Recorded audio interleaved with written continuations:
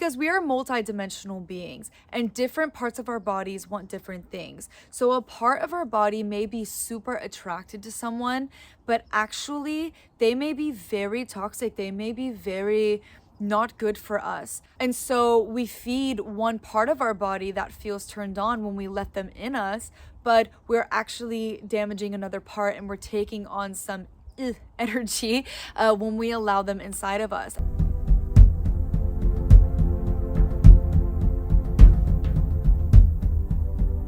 Hello, beautiful being. Welcome back to my YouTube channel. You are most welcome in this sacred and safe space with me. I am a shamanic practitioner, and one of my specialities is sexuality. And it's really a mission of mine here on this planet to help beings become sexually liberated so that they can reclaim pleasure, which is their birthright. So I'm really happy that you clicked on this video and that you are here. I have been trained in sexual shamanic work, which is really body-based work to listen to the different consciousness in different areas in our body. I work one-on-one with clients who have been sexually abused or who have sexual shame. And I also hold ceremonies for beings, for groups of people to express their sexuality and to be liberated with that in a safe and conscious container. So in this video, I want to talk about a tantric belief in some ancient traditions that once you have sex with someone, right, you do penetration, but you can also just share sexual energy. You create an energetic cord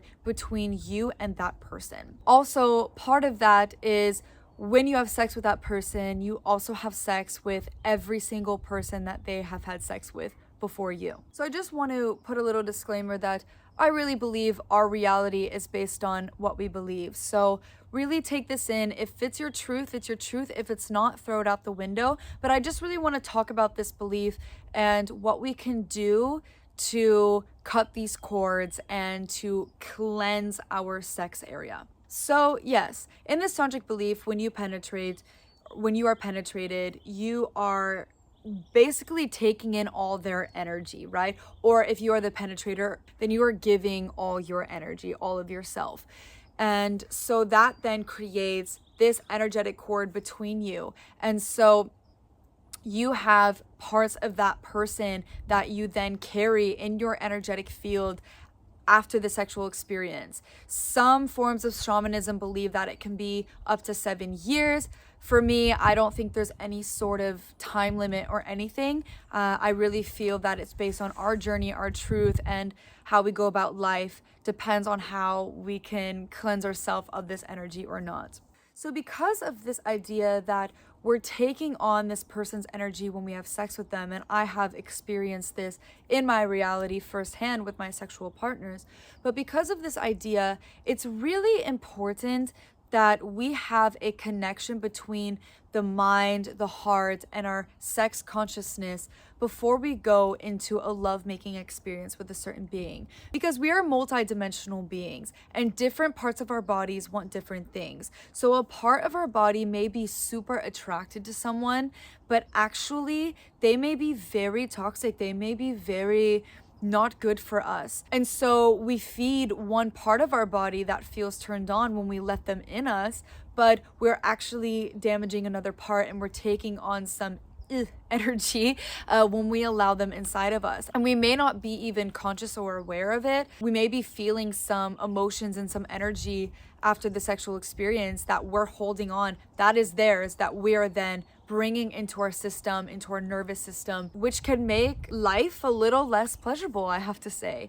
So I'm not sharing this information to scare you or anything like that. Nobody's gonna be perfect. And everything is really based completely on intention and on your beliefs. And there's powerful things you can do to just make safer sexual experiences for yourself. Number one is, before you're going to have sex with someone, really tune in with different areas in your body of why they want to have sex with this person and what's really speaking to you. And I wish someone really told me this back in the day when I experienced that American college life and I was drinking a lot of alcohol and partying a lot. I wasn't conscious before I went into sexual experiences, and I was having sex with men who honestly would never respect my body or truly love the purity and the sacredness of my body. And that did a lot of harm for me over many years. Yes, it was my choice and it wasn't their fault, and I'm not victimizing myself because it has nothing to do with them.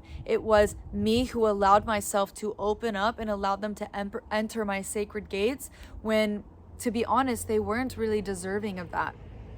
And so I had to do a lot of work and cleanup over the years to understand my worth and value, and to understand that this is sacred. Doesn't mean that I can't have many sexual partners and many one-night stands. I'm not someone who's shaming anyone like that. I still live that lifestyle as a sexual shamanic being.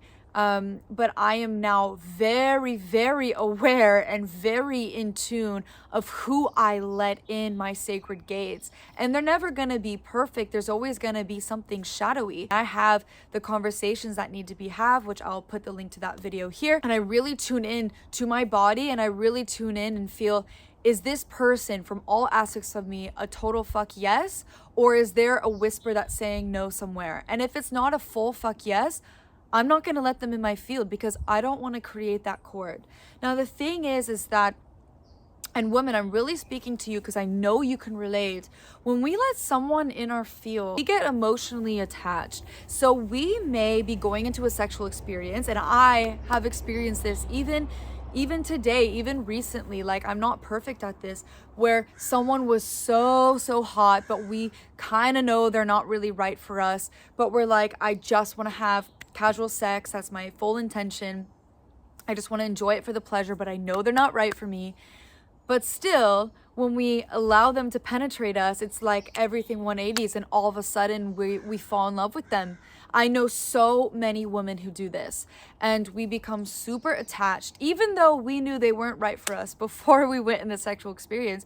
And then all of a sudden we're like changing our entire life to be with them, and we want to be with them, and then we're fighting for them, and they're never giving us what we want or need, and we're left unsatisfied, and we're left heartbroken and hurt.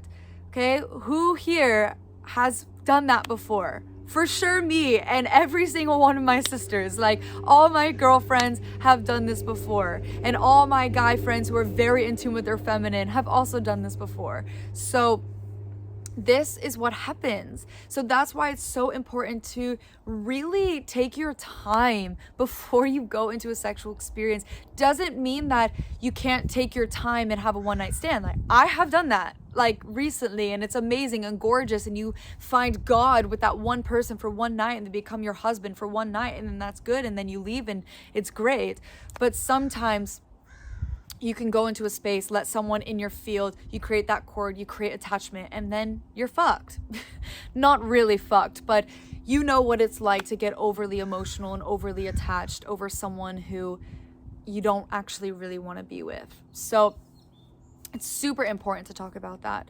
On the other hand, for those male beings out there who are listening to this and understanding that women, we get like this, it's also your responsibility to not take advantage of that, to be aware of the woman. And even though she may say one thing like, oh yeah, I'm here for casual sex, really take your time to listen to her and try to see what's underneath the surface. Because in reality, I don't know how many women can actually handle a lot of casual sex without getting some sort of emotions, feelings, and attachments. And I am definitely on the spectrum of having many sexual partners and really enjoying a lot of pleasure, and I still get super emotionally attached. It's quite hard because we literally bring you inside us. So I really say it's your responsibility to not take advantage of that, and to be really, really aware of, like, am I willing to go through it with this woman if she gets emotionally attached to me? Am I willing to hold space for that? Do I want to keep seeing her after I have sex with her? And really ask yourself this, because a man who's able to be aware for that and then make conscious decisions based on that, that is a man in his divine masculine. And I know men who are like that, and they're fucking incredible, and they're the ones that I can trust going in a sexual space with, because they are aware and they won't let me go too far, because they know, hey, we shouldn't go there. As much as I want you and as much as my primal male sexuality wants you, it's not safe for your emotions and for your attachment, because I can't give you what you need. So a man who is able to embody that those are the most incredible men on the planet, and they're truly the leaders of the divine masculine, who are really just amazing and juicy, and seriously also the biggest turn on, I have to say. Okay, so say you don't really listen to the part of yourself that says this is a bad idea, and you do it anyways because he's hot, because come on, it's life. We want pleasure. We want to be with someone hot for a night because it happens. Like, not shaming. I still do this too. What do you do after? Well, you got to have a lot of the conversations with yourself and be very, very aware, because the thing is, like I continue to mention a lot in my videos, that sexual energy is the most powerful energy on the planet. So the more conscious and aware you are of it, that, okay, this person came in my body, and maybe a lot of these emotions I'm feeling is because I feel a sort of attachment because of this energetic cord, and maybe I am putting him on a pedestal, and I have those like googly, what is it? Love goggles? Google goggles? You know what I mean? Where I'm not willing to see maybe the aspects of that person that is actually not in service to me.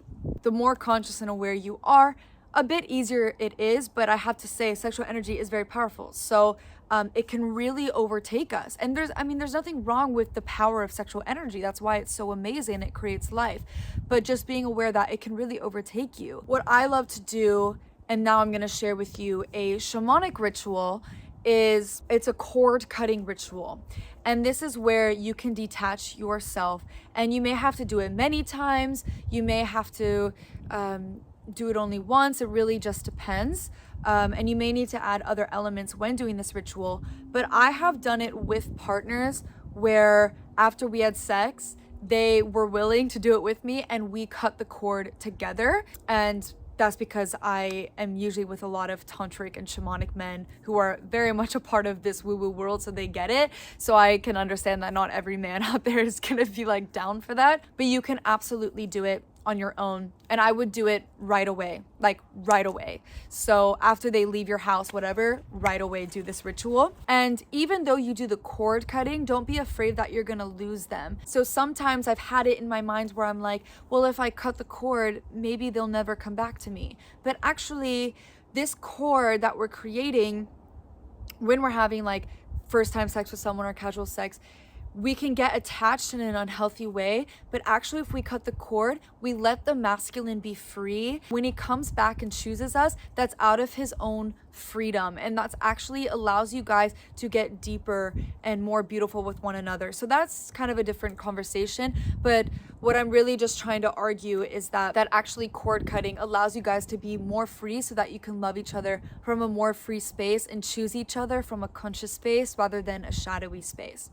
So this is what you do. So I learned this at the International School of Temple Art. So this is not something of my own, but it's really, really powerful tool, and it's been great for me.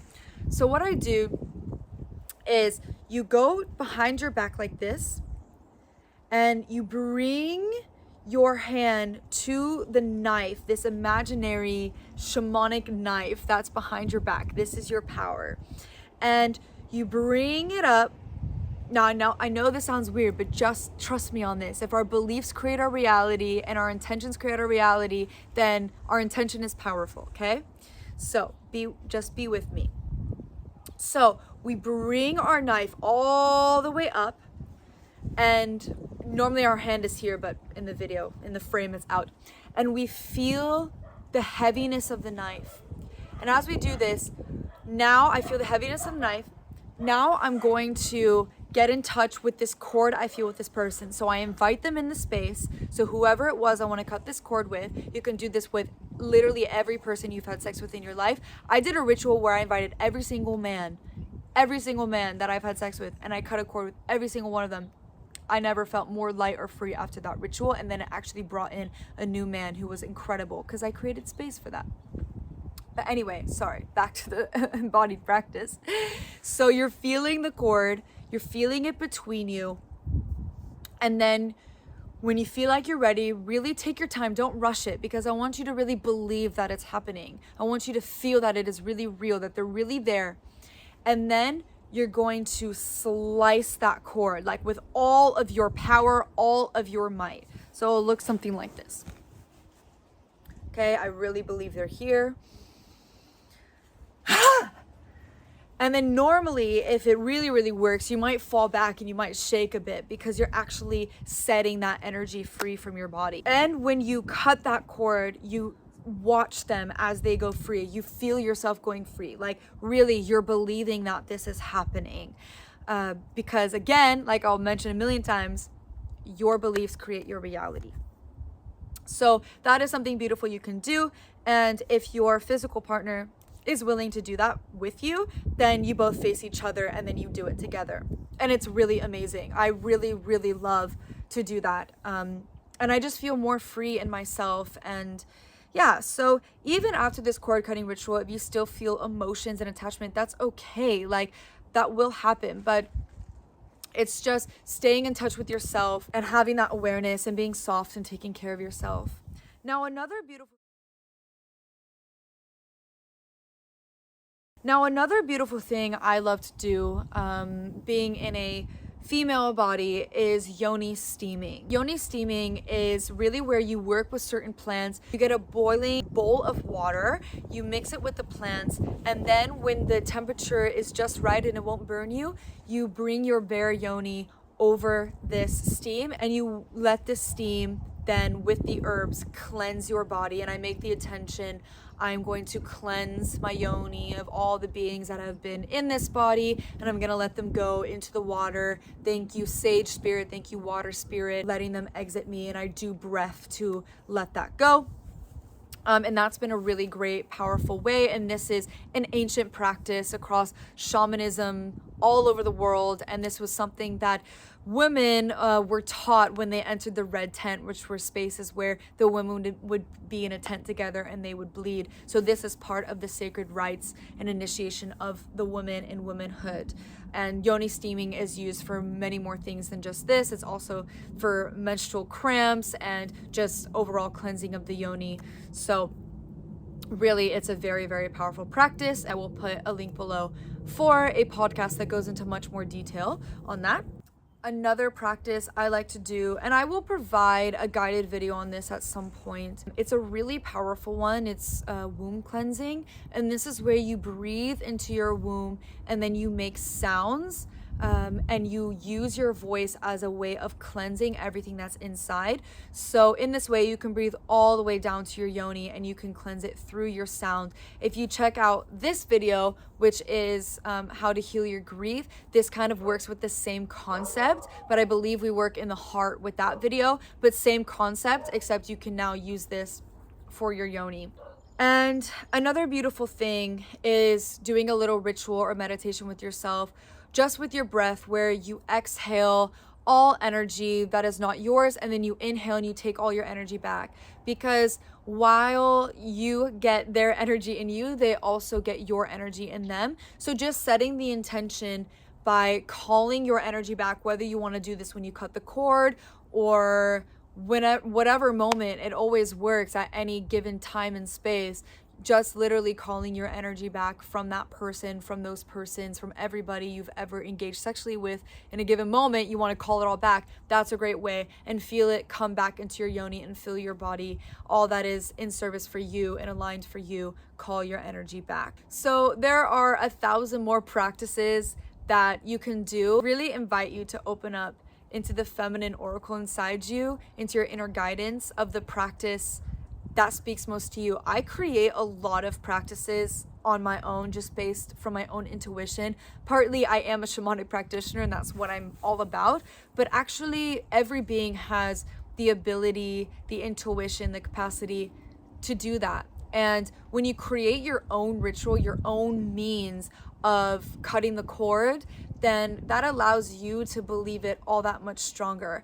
There is some sense of ancient wisdom and ancient practices that hold power to them, and those should be acknowledged for their sacredness, but you know what is best in your own truth. It's just your intention and your belief behind it that holds the power. It's not usually about this specific practice itself. Yes, there are some somatic work that you could do that actually releases energy, and that's all what shamanism is about. But at the end of the day, you hold the power, you hold the magic, you are your own healer. So remember that. Okay, I'm going to stop talking now. Let me know if you have any questions whatsoever.